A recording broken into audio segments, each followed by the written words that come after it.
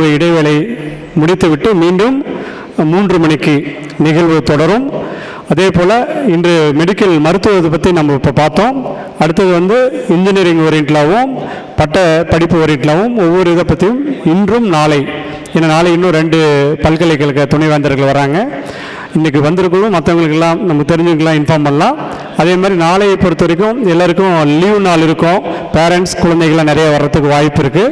இதே வந்து நாளைக்கு மீண்டும் நம்ம இந்த மெடிசின் சார்ந்தோம், மருத்துவம் சார்ந்தோம், அதே போல் விவசாயத்துறை சார்ந்தோம். நாளைக்கு வந்து பார்த்திங்கன்னா விவசாயத்துறை சார்ந்து நமது வேளாண் முன்னாள் துணைவேந்தர் முருகேஷ் பூபதி, அதேபடி பொறியியல் சார்ந்து முன்னாள் அண்ணா பல்கலைக்கழக துணைவேந்தர் விஸ்வநாதன் எல்லாம் வருகை புரிய உள்ளார்கள்.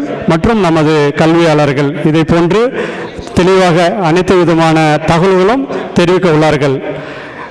நமக்கு தெரிந்த அனைவரும் நாளைக்கு வந்து இதில் பயன்பெறுவதற்கு ஒவ்வொரும் குறைந்தது ஒரு 100 பேரை வர்றதுக்கு நீங்கள் வலியுறுத்தினு கேட்டு இப்பொழுது மதிய உணவு இடைவேளைக்கு மதிய உணவு வந்திருக்கிற அனைவருக்கும் இருக்கிறது. உணவு அறிந்த பிறகு மீண்டும் இந்த நிகழ்வு தொடரும். நன்றி, வணக்கம். இவ்வளவு சிறப்பாக இந்த நிகழ்வுக்கு வருகை புரிந்து எங்களுக்கு உறுதுணையாக இருந்து வாழ்த்துறை வழங்கியும் தலைமை உரை வழங்கியும் இந்த நிகழ்வுக்கு உறுதுணையாக இருந்த அனைவருக்கும், அதே போல் கல்லூரி நிறுவனங்கள் அனைவரும் எங்களுக்கு ஒத்துழைப்பு கொடுத்து இந்த நிகழ்வு நடப்பதற்கு ஸ்டால் எல்லாமே அமைச்சிருக்காங்க. கண்டிப்பாக எல்லாருக்குமே எங்கள் மூலிமா நிறைய அட்மிஷன்ஸ் கிடைக்கும். நான் வந்து இந்த கல்வித்துறையில் 30 ஆண்டுகளாக இருக்கிறேன். இன்றைக்கி நிறைய கூட்டங்கள் நமக்கு இல்லைன்னு நீங்கள் நினைக்கலாம்.